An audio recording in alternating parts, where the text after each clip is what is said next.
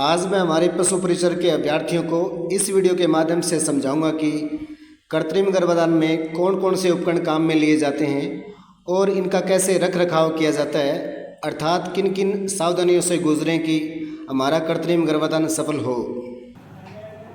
तो next slide start कर रहा हूँ अभी। इससे पहले वाले में हमने चर्चा की थी, उसके बाद में उपकरण स्टार्ट कर रहे हैं। कृत्रिम गर्भाधान में कौन कौन से उपकरणों की हमें आवश्यकता पड़ती है। तो सबसे पहले मैं उपकरण स्टार्ट करने जा रहा हूँ। एआई में कौन कौन से उपकरणों की आवश्यकता है। सबसे पहले मैंने नंबर 1 पे नाम लिखा है क्रायोकैन। ये इसके दूसरे नाम है क्रायोकैन, क्रायोजार, LN2 जार, क्रायो कंटेनर। तो सबसे फेमस जो वर्ड है ये LN2 जार, लेकिन फिर भी आपको ये और नाम है वो भी थोड़े याद रखने हैं। क्रायोकैन, क्रायोजार, LN2 jar, cryo container. LN2 means liquid nitrogen, द्रवित नत्रजन, ऐसे हिंदी में इसका नाम बोलते हैं। तो इसके बारे में, इसके करैक्टर क्या है, इसकी जो बनावट कैसी है, उसके बारे में थोड़ा समझाया है। सबसे पहले लिखा है ये एल्युमिनियम धातु का बना होता है। अभी मैं आपको दिखाऊंगा। एल्युमिनियम धातु का बना होता है। 2 इसमें पात्र होते हैं, बाहर होता है, भीतर होता है। उसके बाद में इसके एक नोक होती है, निर्वात जिसको बोलते हैं। अंदर की दोनों परतों के बीच की जो हवा है वो बाहर निकालेगी ताकि कम से कम LN2 वाष्पीकृत हो। ऊपर हैंडल लगा होता है पकड़ने के लिए।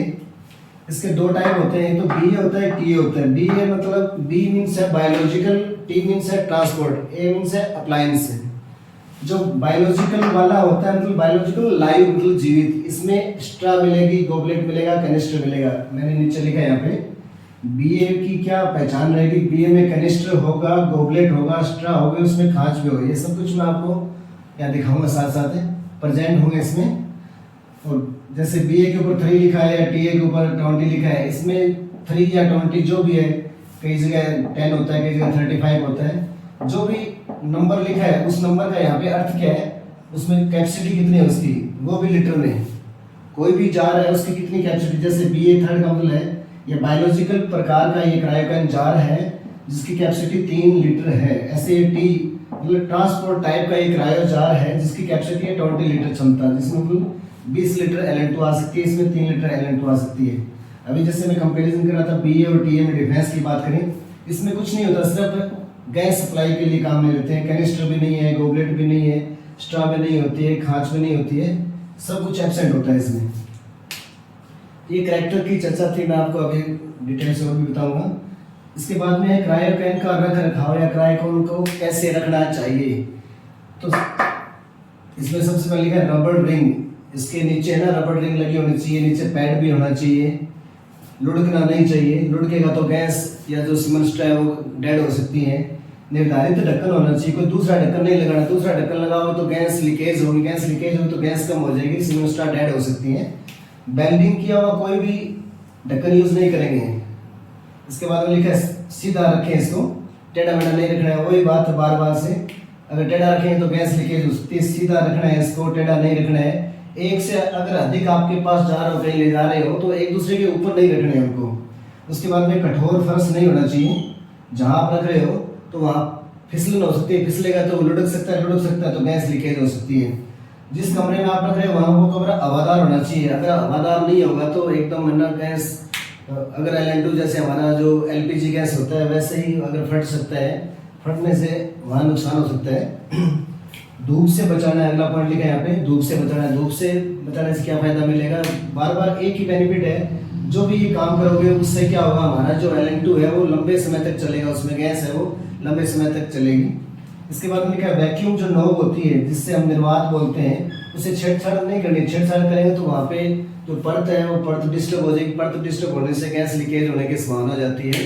LN2 कई बार हम पूछते हैं कि हाँ 1 दिन चलती है, 2 दिन चलती है, इसलिए ऐसी प्रॉब्लम हो सकती है। लास्ट वाली जो बात लिखी है वो भी बहुत इंपॉर्टेंट है।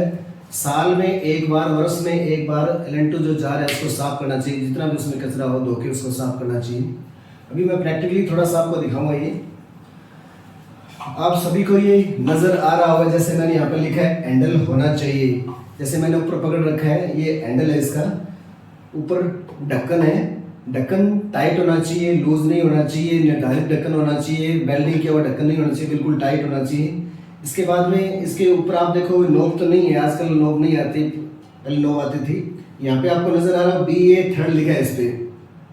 BA मीन्स बायोलॉजिकल अप्लायंस है, 3 मतलब इसकी 3 लीटर कैपेसिटी है। इसको सीधा रखना है, टेढ़ा नहीं। इसमें तो LN2 नहीं है, एज ए मैं डम्मी के रूप में आपको समझा रहा हूँ। इसको मैं टेढ़ा मेढ़ा कर रहा हूँ। इसका मतलब ये नहीं कि आप अपने जार को जिसमें LN2 उसको टेढ़ा मेढ़ा करोगे। तो ये समझाने के लिए बता रहा हूँ कि ये तो डम्मी के रूप में आपको यूज़ कर रहे हैं, इसमें LN2 नहीं है। लेकिन आपको बता रहा हूँ कि यहाँ लिखा है इसके नीचे रबर रिंग होना चाहिए, पैड होना चाहिए, लुढ़कना नहीं चाहिए, निर्धारित ढक्कन होना चाहिए, बैंडिंग किया होना, सीधा रखना है, इसको सीधा रखना है, टेढ़ा नहीं रखना है। एक से अधिक होंगे तो एक दूसरे के ऊपर नहीं रखने हैं। कठोर फर्श नहीं होना चाहिए जहाँ पे भी रखोगे। इसमें को मैं खोल के इसके अंदर आपको दिखाता हूँ थोड़ी स्ट्रक्चर इसकी। ये मैंने अभी इसको ओपन कर दिया है, ये इसका ढक्कन है। इसके अंदर आप चेक करते आपको पता लग जाएगा। यहाँ से आपको नजर आ रहा होगा, यहाँ पे एक खांच है, इसमें 3 कैनिस्टर पड़े हैं। इसके अंदर 3 कैनिस्टर पड़े हैं, 3 खांच और है, 6 इसमें गोबलेट आ सकते हैं एक साथ। तो खांच है मतलब कौन से टाइप का ये क्राइकन मिलेगा आपको? बायोलॉजिकल प्रकार का, क्योंकि इसमें खांच भी मैंने यहाँ लिखा है बायोलॉजिकल अप्लायंस। बायोलॉजिकल प्रकार का जो जीवित प्रकार का, लाइव प्रकार का जो जार होगा उसमें कैनिस्टर होगा। अभी मैं आपके सामने इसमें कैनिस्टर निकालता हूँ। ये कैनिस्टर निकाला है मैंने इसमें अभी। ये तो हमारा क्रायोकैन था। अभी जो इसमें से अंदर से मैंने निकाला है, आगे नाम मैंने लिखा है कैनिस्टर। ये कैनिस्टर है, ठीक से इसको देख सकते हो। इसकी डिटेल भी मैं आगे बताऊंगा, ये स्टील का बना होता है, सारा कुछ इसमें हम आपको बताएंगे। इसके बाद में गोबलेट है, ये जो आपको नजर आ रहा है ये गोबलेट है। ये डेड स्ट्रा है, इसमें समझाने के लिए मैंने इसके अंदर डाल रखे हैं। तो बायोलॉजिकल प्रकार का ये जार था जिसमें कैनिस्टर भी था। ये हैंडल है कैनिस्टर का, यहाँ पे लेबल लगाते हैं कि कौन कौन से टाइप की यहाँ पे स्ट्रा इसमें रखी हैं। इसके अंदर गोबलेट है, ये गोबलेट है प्लास्टिक का, जो PVC का जो आपको नजर आ रहा है। इसके बाद मैंने आगे लिखा है स्ट्रा भी है, इसमें स्ट्रा भी है, गोबलेट के अंदर स्ट्रा रखी जाती हैं। तो ये बायोलॉजिकल प्रकार का था जिसमें कैनिस्टर भी था, गोबलेट भी था, स्ट्रा भी थी, खांच भी थी। दूसरा उपकरण हमारा सीमन स्ट्रा। पहला उपकरण हमने किया था क्रायोकैन, क्रायोजार या LN2 जार, क्रायोकैनिस्टर। सेकंड उपकरण का हमारा नाम है AI के अंदर उपकरण में सेकंड की बात करें तो सीमन स्ट्रा। जैसे पहले हमने क्रायोकैन का जिक्र किया, वो एल्युमिनियम से बनी हुआ था। अगर सीमन स्ट्रा की बात करें तो पॉलीविनाइल क्लोराइड से बनी है। मेरे हाथ में स्ट्रा है, 2 स्ट्रा है। एक ये MB की स्ट्रा है, मुर्रा की स्ट्रा है, एक ये साइवाल की स्ट्रा है, ऐसे जिसको बोलते हैं। तो पॉलीविनाइल क्लोराइड की बनी, इससे अगर बनी है तो उससे क्या फायदा है? शुक्राणुओं को नुकसान नहीं पहुंचाता, कोई इरिटेशन नहीं पैदा करता, नहीं तो यहाँ पे धीरे धीरे शुक्राणु डेड हो सकते हैं इससे। इसलिए पॉलीविनाइल क्लोराइड की बनी होती है। बहुत इंपॉर्टेंट क्वेश्चन है ये। सेकंड की बात करें, यहाँ पे 2 टाइप के एंड होते हैं, एक तो अपर एंड होता है, एक लोअर एंड होता है। इसी एंड का दूसरा नाम होता है इनसेमिनेशन एंड, इसी का दूसरा नाम होता है लोडिंग एंड। इसमें एक नाम लिखा है लैब सील, इसमें नाम लिखा है फैक्ट्री सील। ये नाम एक बार देखने से तो आपको लगेगा कि हाँ इनको रट्टा लगाना पड़ेगा, लेकिन अगर आप इसकी बनावट या स्ट्रक्चर ठीक से पढ़ोगे तो कोई भी आपको रटने की जरूरत नहीं है यहाँ पे। तो पहले जैसे मैंने लिखा ना अपर एंड, जैसे ये एक्स्ट्रा है, ये कोई एक्स्ट्रा की चर्चा कर रहा हूँ अभी आपके सामने। ये एक्स्ट्रा है, जो इसका ऊपर वाला एंड है, एक नीचे वाला एंड है। जो ये फैक्ट्री में तैयार होती है, खाली होती है, उस टाइम उसमें सीमन नहीं होता है इसके अंदर। उस टाइम ये नीचे वाला यहाँ पे प्लग लगा होता है, ऊपर से खुला होता है। इस कारण इस नीचे वाले एंड को फैक्ट्री सील बोलते हैं। जब बाद में सीमन इसके अंदर डाला जाता है, डालने के बाद में यहाँ पे इसको बंद कर दिया जाता है। बंद करने के बाद में इसका नाम हो जाता है लैब सील, क्योंकि सीमन लैब के अंदर डलता है, इसलिए इस एंड का नाम लैब सील है। यहाँ देख सकते हो आगे नाम लिखा है लैब सील, एक नाम लिखा है अपर एंड, एक नाम ये और बताना चाहूँगा मैं यहाँ पे इनसेमिनेशन एंड। क्योंकि जब भी AI करने जाएंगे, ये हमारी AI गन है, ये आजकल जो चलती है यूनिवर्सल गन बोलते हैं। इसकी डिटेल हम अगले उपकरण में नंबर 3 पे करेंगे, यहाँ नंबर 2 पे चल रहे हैं हम। तो जब भी ये जो स्ट्रा होती है यहाँ के इसके ऊपर हम लगाते हैं, प्लंजर के ऊपर लगाते हैं, तो जहाँ से ये लगती है उसको तो बोलते हैं यहाँ पे लोडिंग एंड, स्ट्रा को लोड करना। ये AI गन है, ये सीमन स्ट्रा है। सीमन स्ट्रा के अंदर AI गन के अंदर सीमन स्ट्रा को यहाँ पे डालेंगे, मतलब लोड करेंगे, इसलिए इसका नाम रख दिया लोडिंग एंड। अभी दोबारा से देखो यहाँ पे अपर एंड क्यों बोला, ऊपर वाला सिर है, ऊपर वाला सिर है। इंसेमिनेशन क्यों बोला, जब ये डालने के बाद में जब हम ये इसके अंदर चले जाएंगे एआई करेंगे तो ये पशु के वजाइना के माध्यम से हम सर्विक्ती ओपनिंग तक पहुंचाएंगे, इसलिए इस एंड का नाम है इंसेमिनेशन। एआई करने जा रहे हैं। मैं यहाँ पे आपको स्ट्रक्चर इसकी बताऊंगा। तो इस तरीके से यहाँ पे तीन नाम होंगे। यहाँ पे एक नाम है लैब सील, एक नाम है इंसेमिनेशन एंड, एक नाम है अपर एंड। अपर का यहाँ पे अपोजिट है लोअर एंड, इंसेमिनेशन का अपोजिट है लोडिंग, क्योंकि यहाँ पे गन लोड की जाती है, यहाँ पे सीमन रखा जाता है। एक नाम है फैक्ट्री सील, एक नाम है लैब सील। जब ये स्ट्रा खाली होती है उस टाइम सिर्फ ये फैक्ट्री सील होती है। यहाँ पे फैक्ट्री सील में सील का मतलब यहाँ बंद करना, और बंद किससे होता है, प्लग से होता है। यहाँ पे प्लग होता है, वो आगे मैं बताऊंगा, इसलिए इसका नाम फैक्ट्री सील। जब भी इसमें सीमन स्ट्रा डाल देंगे, सीमन डाल देंगे इसमें, तो ऊपर लैब में बंद करेंगे, बंद करने के बाद इसका नाम हो जाएगा लैब सील। अगला पॉइंट लिखा है इसमें, फैक्ट्री सील के पास दो प्लग होते हैं। ये जो नीचे है ये फैक्ट्री सील है, ऊपर होती है वो अपर लोअर लोडिंग एंड, नीचे होता है ये इंसेमिनेशन एंड होता है, नीचे फैक्ट्री सील होती है, ऊपर लैब सील होती है। तो यहाँ देखो फैक्ट्री सील के पास दो प्लग, फैक्ट्री सील मतलब नीचे यहाँ पे गौर से देखो कभी स्ट्रा को हाथ में लेके, तो यहाँ पे दो इसमें प्लग नजर आ रहे हैं। दो प्लग के बीच में एक स्पेस है, उन दोनों के बीच में पॉलीविनाइल अल्कोहल पाउडर भरा होता है। तो दो चीजें याद रखनी है, यहाँ पे दो किस्म बनते हैं कि प्लग किस सील के पास या किस एंड के पास होता है। तो प्लग किस सील के पास होता है, फैक्ट्री सील। एंड पूछे तो क्या बताना आपको, लोडिंग एंड या लोअर एंड। इसके बाद में सेकंड क्वेश्चन है कि जो दोनों प्लग होते हैं उनके बीच में क्या भरा होता है, तो आपको उत्तर देना है पॉलीविनाइल अल्कोहल पाउडर भरा होता है। ये दो क्वेश्चन।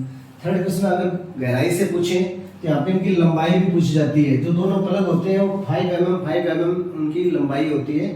जो पॉलीविनाइल अल्कोहल है वो 4 mm में भरा होता है। तो टोटल अगर मिला दें तो ये 14 mm यहाँ पे लंबाई हो जाएगी इनकी प्लग की। आगे लिखा है सीमन स्ट्रा पर क्या क्या अंकित होता है। एक तो ब्रीड का नाम, कौन सी नस्ल है, बुल का नंबर कितना, उसका नंबर है, बुल का नाम क्या है, बैच नंबर क्या है, सीमन स्टेशन का नाम, ये सारी चीजें सीमन स्ट्रा के ऊपर अंकित होती हैं। इसके बाद में अगर इसके प्रकार की बात करें कि जो सीमन स्ट्रा होती है वो कितने प्रकार की होती है, तो सीमन स्ट्रा 2 प्रकार की होती है। ये भी क्वेश्चन हो गया यहाँ पे। एक जर्मन होती है, एक फ्रेंच होती है। जर्मन का आगे कोई प्रकार नहीं है, इसके और भी नाम है जो दूसरी स्लाइड में मैं आपको आगे बताऊंगा। यहाँ पे जर्मन को ओपन स्ट्रा बोलते हैं, इसको क्लोज या बंद स्ट्रा बोलते हैं। और फ्रेंच के 2 प्रकार है, मिनी और मीडियम। मिनी मतलब बहुत ज़्यादा छोटी होगी, मीडियम मतलब मध्य की होगी। तो इन दोनों प्रकार के स्ट्रा में यहाँ पे 3 पॉइंट बनते हैं कि आयतन कितना है मतलब वॉल्यूम कितना है, लंबाई मतलब लेंथ कितनी है, व्यास मतलब डायमीटर कितना है। तो आयतन की बात करें तो जर्मन स्ट्रा और मिनी स्ट्रा का सेम होता है, यहाँ पे मीडियम का ज़्यादा होता है यहाँ पे। लंबाई की बात करें तो लंबाई फ्रेंच वाली दोनों की लंबाई सेम होती है, लेकिन जर्मन स्ट्रा की लंबाई कम होती है। व्यास की बात करें तो फ्रेंच का तो कम होता है, फ्रेंच मिनी का तो कम होता है, फ्रेंच मीडियम का 2.8 है, जर्मन का भी 2.8 है। तो ये इसकी बेसिक जानकारी थी। यहाँ पे इस साइड में मैंने यहाँ पे डायग्राम बना रखा है, जो स्ट्रा मैंने आपको यहाँ पे अभी दिखाई थी। उसकी डायग्राम की बात करें तो यहाँ पे देखो आप, अभी मैंने बात की थी, ऊपर जो एंड होता है उसको अपर एंड बोलते हैं, नीचे जो एंड होता है उसका होता है लोअर एंड। ये अपोजिट याद रखना है। इसके बाद में यहाँ से वेजाइना के अंदर भेजी जाती है इसको, तो इसलिए इसका नाम हो गया इंसेमिनेशन एंड। और यहाँ ये लोड की जाती है, एआई गन में लोड की जाती है, इसलिए इसका नाम है लोडिंग एंड। एक नाम लिखा है यहाँ पे लैब सील, मैंने थोड़ी देर पहले आपको बताया था, ये है फैक्ट्री सील। फैक्ट्री सील ये मतलब रेडीमेड लैब में बनी होती है, इतना बन के आता है ये। जैसे मैं यहाँ से आपको एक बार मिटा के बताता हूँ, यहाँ पे कुछ नहीं होता, बिल्कुल खाली होती है।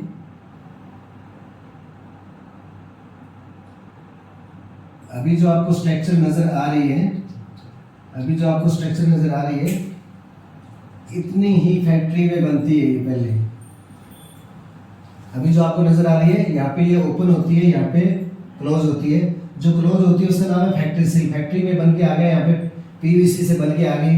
इसके बाद में इस एंड से यहाँ पे इसमें सीमेंट डाला जाता है। उसमें सीमेंट में सब कुछ, जैसे अभी हमने यहाँ पे लिखा था HF 210 नंबर है, उसका बुल का नाम क्या है, जैसे राजा है, BSI सर्विस सीमेंट स्टेशन का नाम लिख दिया। यहाँ पे 2 एयर प्लग होते हैं, जो अभी थोड़ी देर पहले यहाँ लिख रखे थे, मैंने मिटा दिया हूँ। एयर गैप होता है यहाँ पे, इसमें डाइल्यूटेड सीमेंट था इसमें, ये सारा कुछ इसमें डालने के बाद में इस एंड को लैब के अंदर बंद कर दिया जाता है, इसलिए इस एंड का नाम लैब सील रखा जाता है। तो रटना नहीं, आपको ये ध्यान रखना है यहाँ पे, क्योंकि लैब में ये काम होता है इसलिए इस एंड का नाम लैब सील रख दिया, और ये फैक्ट्री में इस एंड का काम होता है इसलिए इसका नाम फैक्ट्री सील रख दिया। एयर गैप क्यों है? क्योंकि यहाँ पे सीमन बिल्कुल टाइट ना हो, थोड़ा उनमें मूवमेंट रहे। ये डाइल्यूटेड सीमन लिखा है यहाँ पे, मतलब जब स्ट्रा यूज करते हैं उस टाइम पहले फ्रोजन सीमन होता है, तो जमा हुआ सीमन होता है। जैसे हम 37 डिग्री सेंटीग्रेड पर रखते हैं 30 सेकंड के लिए, तो वो डाइल्यूट सीमन हो जाता है यहाँ पे। तो ये सीमन स्ट्रा हमारा सेकंड उपकरण की जानकारी थी। अगला हमारा तीसरा उपकरण है एआई गन। कृत्रिम गर्भाधान में उपकरणों का हम जिक्र कर रहे हैं, जिसमें तीसरा उपकरण हमारा एआई गन। इसके दो टाइप होते हैं, एक तो जो ओल्ड है, जो पहले चलती थी, जिसको हम पुरानी एआई गन बोलते हैं, आजकल न्यू एआई गन यूज होती है, जिसका दूसरा नाम है यूनिवर्सल। जो ओल्ड है उसमें आगे मैंने लिखा जिसमें ओ रिंग होती है। ओ रिंग ये पॉलीथीन की बनी होती है, आपको मैं दिखाना चाहूँगा यहाँ पे। यह पुरानी एआई गन है जिसमें ये नीचे, अभी मैंने बाहर निकाला है, ये इसको ओ रिंग बोलते हैं, पॉलीथीन की बनी होती है। लोकर पहले लोग नहीं होता था, इसी में ऊपर यहाँ पे सीट लगा के ऊपर सीमेंट स्ट्रा फिट करके उसके बाद में सीट लगाने के बाद में इसी से लॉक किया जाता था। ये प्लंजर है पीछे, अभी इसकी डिटेल करेंगे हम। तो ओल्ड में मैंने लिखा है जिसमें ओ रिंग होती है, तो आपको पहचान के लिए बता रहा हूँ। सेकंड, अब ये एआई गन मेरे हाथ में है, इसमें ओ रिंग नहीं है, इसमें ओ रिंग है। तो ये पुरानी एआई गन है, ये नई एआई गन है जो आजकल फेमस चर्चित है, जिसको यूनिवर्सल एआई गन भी बोलते हैं। आगे इसमें लिखा है ओ रिंग नहीं होती, इसमें लॉक होता है। इसमें यहाँ पे ये लॉक है, इसको लीवर बोलते हैं, इसको यहाँ पे लॉक है। जैसे ही यहाँ पे सीट फिट करेंगे अपने आप ऑटोमेटिक इसमें लॉक हो जाएगा और प्लंजर बाहर नहीं निकलता, यहाँ पे लॉक हो जाता है। इसमें कई बार प्लंजर बाहर निकल जाता है, पुरानी अगर एआई गन की बात करें तो। पहला क्वेश्चन यहाँ बनता है कि कितने टाइप की एआई गन है, या आपसे पूछा जा सकता है कि ओ रिंग किस में होती है। तो आपको बताना, जो पहले यूज होती थी उसमें ओ रिंग होती थी। आजकल जो एआई गन यूज करते हैं उसमें लॉक होता है, ओ रिंग नहीं होती, इसको यूनिवर्सल एआई गन बोलते हैं। ये पहला पॉइंट था इसमें। सेकंड मैंने आगे लिखा कि यूनिवर्सल एआई गन में क्या खास बात है, इसकी देखेंगे यहाँ पे। आगे मैंने इसमें लिखा है बैरल होता है, इसमें दूसरी चीज प्लंजर या पिस्टन होता है। तो चाहे वो पुरानी हो चाहे नई हो, बस एक अंतर था इसमें, बाकी तो सब कुछ सेम है। ये मैंने पीछे से यहाँ बाहर निकाला है, तो ये प्लंजर है जो बाहर निकालते हैं लोडिंग के वक्त। मैं पूरा डिटेल से आपको आगे समझाऊंगा कि कैसे लोड की जाती है इसमें। तो ये जो पीछे मैंने निकाला है ये प्लंजर या पिस्टन बोलते हैं, इसके दो नाम है, प्लंजर या पिस्टन। और जो प्लंजर या पिस्टन निकालने के बाद में जो बाकी बचती है उसका नाम है बैरल। तो बैरल की यहाँ पे मैंने लंबाई भी लिखी है कि 437 mm इसकी लेंथ होती है। प्लंजर या पिस्टन की लेंथ की बात में तो 450 mm होती है। अगर ये गहराई से कोई क्वेश्चन पूछता तो आ भी सकता है, लेकिन बेसिक कंसेप्ट की बात करें, आपके नॉलेज या आपके लेवल की बात करें, तो इतना याद रखो कि जो एआई गन चाहे यूनिवर्सल हो चाहे ओल्ड वाली हो, इसमें बैरल होता है और क्या होता है, प्लंजर या पिस्टन होते हैं। दो पार्ट है इसके। आगे मैंने लिखा है एआई गन को गन कंटेनर में रखना चाहिए। अभी जो मैं आपके सामने दिखा रहा हूँ आपको, ये एआई गन कंटेनर है, इसके ऊपर यहाँ पे मार्क लिखा है कंटेनर। कंटेनर में ये हमारी एआई गन है, एआई गन को यहाँ पे इसके अंदर रखते हैं, उसके बाद में इसका जो ढक्कन है उससे बंद कर देते हैं। क्या बेनिफिट रहेगा इससे?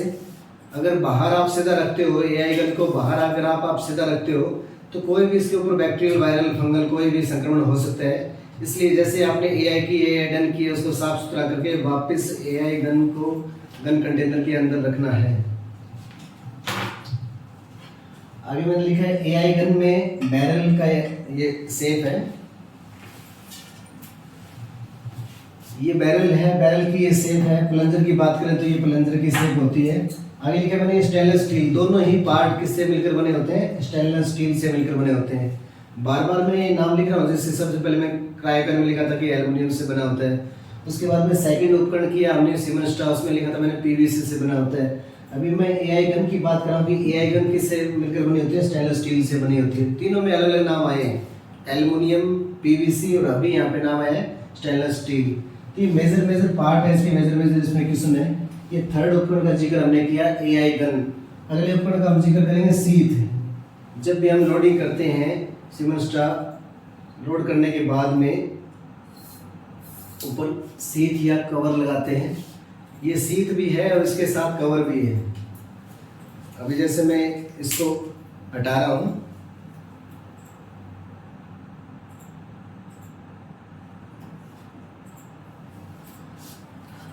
यहाँ पीछे से मैंने इसको फाड़ा था क्योंकि ये सीथ है, सीथ के ऊपर ही कवर है।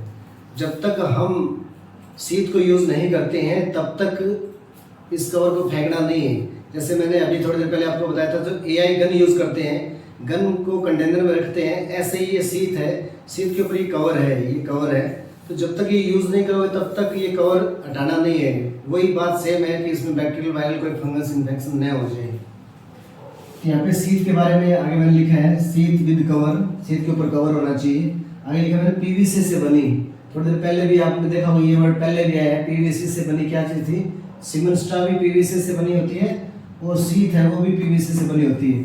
इसको भी पॉलीथीन पैक में रखते हैं। ये 50 का 100 का ऐसे पैक आता है, तो उसको पॉलीथीन के कवर में रखना चाहिए, वही सेफ्टी मार्जिन के लिए, कोई संक्रमण न हो। जब तक यूज़ नहीं करें तब तक कवर नहीं हटाना, आगे ऐसे मैंने लिखा है। जब तक ये यूज़ नहीं करें तब तक ये कवर को फेंकना नहीं है। उसके बाद में अगर आगे चर्चा करें कि सीथ में क्या होता है, 2 एंड होते हैं। एक एंड का नाम है कट एंड। यहाँ से अभी जो आपको ओपन नजर आ रही है, जहाँ हम AI गन को लोड करेंगे, यहाँ AI गन को लोड करेंगे, जिस एंड से लोड की जाती है वो कट एंड होता है। उसके बाद में आगे अगला नाम लिखा टेपर एंड। जो इसका एंड पॉइंट है, टिप जो पॉइंट है उसका नाम है टेपर पॉइंट। इसके आगे लिखा है इंसेमिनेशन एंड। ये नाम पहले भी आया था, स्टाफ में भी आया था।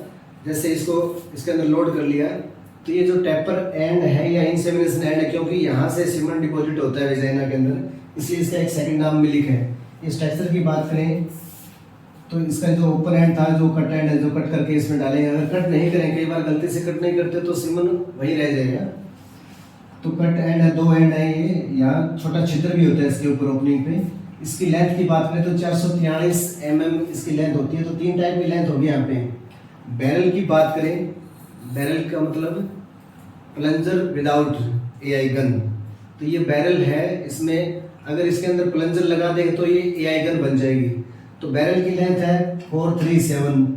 अगर प्लंजर या पिस्टन की लेंथ की बात करें, इसकी बात करें तो लेंथ है 450। अगर सीथ की बात करें तो इसकी लेंथ है 443।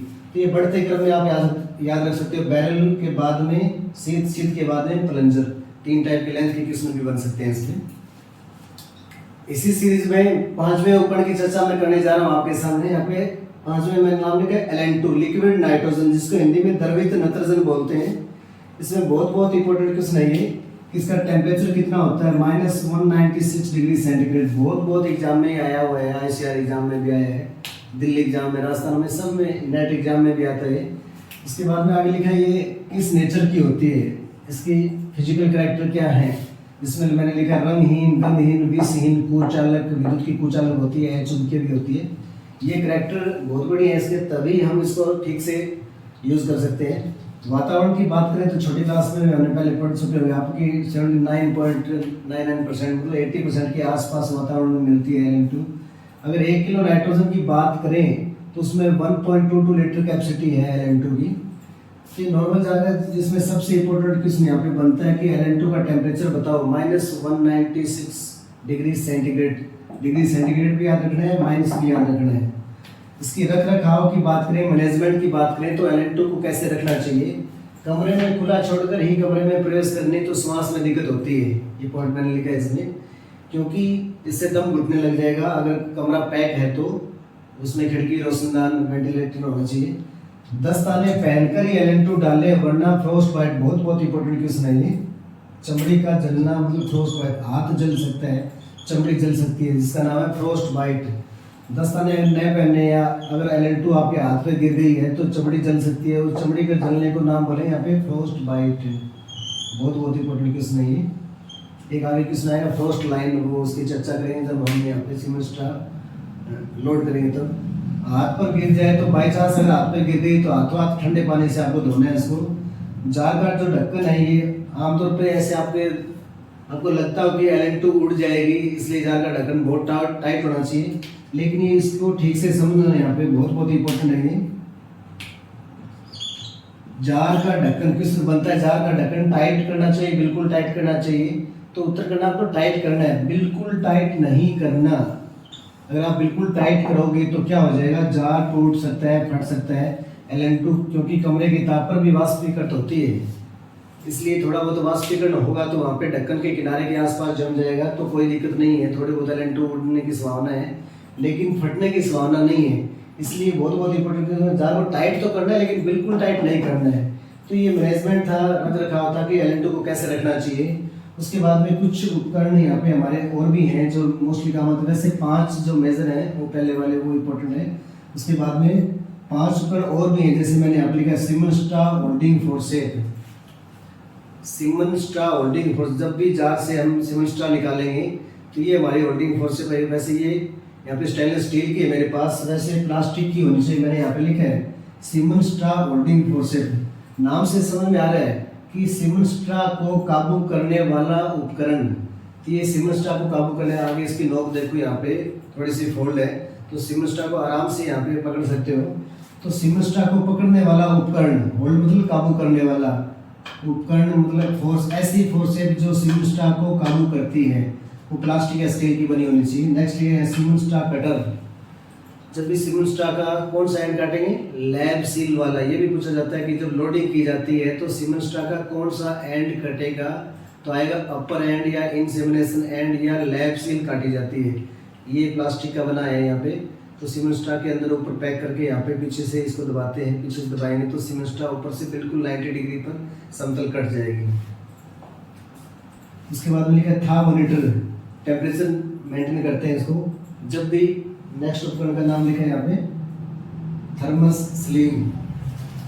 ये स्लीव है जो हाथ में पहनेंगे हम। हाथ में पहनने के बाद में जब पर रेक्टल एग्जामिनेशन करेंगे, विजाइना में गन पास करेंगे, विजाइना के थ्रू सर्विक्स तक जाएंगे, तो लेफ्ट हैंड के ऊपर ग्लाउज पहनेंगे। ग्लाउज हमारा ऊपर तक आना चाहिए क्योंकि रेक्टम में हाथ डालना है तो गोबर निकालना है, तो ये स्लीव पहनना है। उसके बाद में एक उपकरण का नाम लिखा है थर्मस। ये थर्मस है। थर्मस क्यों यूज़ करना है, क्योंकि एकदम आप सीधा अगर गिलास या कोई डब्बे में पानी लेते हो तो जल्दी से उसका टेम्परेचर डाउन अप डाउन हो सकता है मौसम के हिसाब से। तो थर्मस में अगर आप पानी डालते हो तो उसके पानी में डालने के बाद में इसमें थार्मोमीटर डालना है। थार्मोमीटर जो टेम्परेचर को मेंटेन करेगा, टेम्परेचर बताएगा, उसमें इंडिकेशन उसके ऊपर लगा होता है। तो 37 डिग्री सेंटीग्रेड। जब भी हम आगे AI गन लोड करेंगे, AI का मेथड बताएंगे किस मेथड से AI की जाती है, वहाँ पे आपको बताएंगे यहाँ पे कि थाविंग एक नाम आएगा। इससे थार्मोमीटर से नाम है थाविंग। थाविंग मतलब फ्रोजन सीमन, जो द्रवित सीमन में कन्वर्ट करना है। जमा हुआ जो सीमन होता है हमारे जार के अंदर, जो स्ट्रा होती है उसमें जो सीमन है वो जमा होता है, फ्रोजन होता है, उसको द्रवित करना है, डाइल्यूट करना है। डाइल्यूट करने के बाद में AI हो, क्योंकि जब तक शुक्राणु गतिशील नहीं होंगे तो कंसीव होने की कोई चांस नहीं होंगे। तो सबसे पहले जार से निकालने के बाद में हम यहाँ पे तरीका बताएंगे आगे अगली स्लाइड में। तो उसमें आपको मैं बताऊंगा कि जैसे आपने निकाला है उसके बाद में थर्मस में पानी डाला है, उसके अंदर थार्मोमीटर डाला है। मोनीटर डालने के बाद में इसमें 30 सेकंड तक इसमें स्ट्रा रखनी है और 37 डिग्री टेम्परेचर वो थार्मोमीटर इंडिकेशन में पता लग जाता है। तो इस टाइप से आप देख पा रहे हैं यहाँ पे टोटल 10 इंस्ट्रूमेंट आए थे। सबसे पहले हमने क्रायोकैन किया, तो उसके बाद में सिमन स्ट्रा के थे, AI गन की थी, उसके बाद में LN2 liquid nitrogen, semen straw holding forceps, semen straw cutter है, थार्मोमीटर है, स्लीव है, थर्मस। इस टाइप से टोटल उपकरणों की बात करें, उपकरण वाले टॉपिक की बात करें तो उसमें टोटल 10 इंस्ट्रूमेंट आ गए हैं छोटे मोटे इसमें।